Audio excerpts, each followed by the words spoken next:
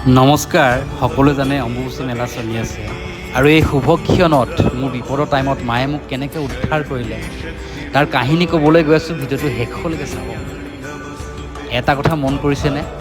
বতৰৰ পৰিৱৰ্তন। দুদিনমানৰ আগলৈকে ইমান গৰম পৰি আছিলে।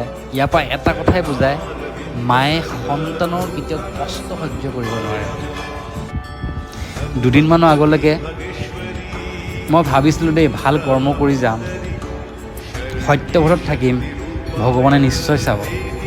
কিন্তু মোৰ জীৱনত যেতিয়া ধুমুহা আহিলে, মোৰ বন্ধু বান্ধৱ মানে কোনো নাই লগত, তাত লাষ্ট এটাই মোৰ অপশ্যন ভগৱানে উদ্ধাৰ কৰিলে উদ্ধাৰ কৰিব, তাৰপিছত কিন্তু কোনো নকৰে। ধৰ্ম কৰিবই লাগিব আৰু কৰ্মও কৰিব লাগিব। আৰু ধৰ্ম কৰিবলৈ হ'লে ধৰ্ম জেগাত যাবই লাগিব। মঠ মন্দিৰ য'ত অকল ধৰ্মটোহে থাকে, তেনেকুৱা জেগাত যাব লাগিব। যোনটো আপুনি ঘৰত থাকি, মোৰ মতে ঘৰত পূজা কৰি সেইটো চাগে অনুভৱ নহ'ব, যোনটো মোৰ হৈছিলে। যোনবিলাকে ভিডিঅ'জ দি থাকে বা ফটোজ দি থাকে, যোনবিলাকে মানে ফূৰ্তিত গৈছে, ন' ডাউট। যোনবিলাকে দুখত আছে, বহুত টেনশ্যন, সঁচা অন্তৰে ভাবি পানি মা কামাখ্যা মন্দিৰত মূৰটো লগাই দিয়কচোন।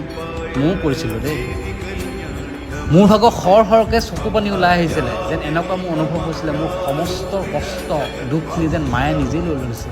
যিহেতু মাৰ সন্তান আৰু মায়ে কেতিয়াও সহ্য কৰিব নোৱাৰে।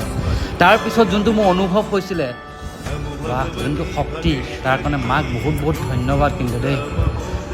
মা কামাখ্যা মন্দিৰ মই শপত খাই কৈছোঁ, সঁচা কথা কৈছোঁ কিন্তু দেই। আৰু এটা কথা মন কৰিছেনে, সমস্ত অসম এতিয়া মঠ মন্দিৰ কিন্তু বন্ধ হৈ আছে।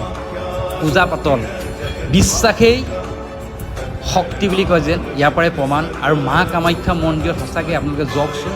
কষ্ট, যিমান দুখ কওক গৈ, আপোনাৰ চকু পানী সৰহকৈ ওলাই আহিব। মই কথা দিছোঁ, যোনটো মোৰ ক্ষেত্ৰত হৈছিলে। নমস্কাৰ।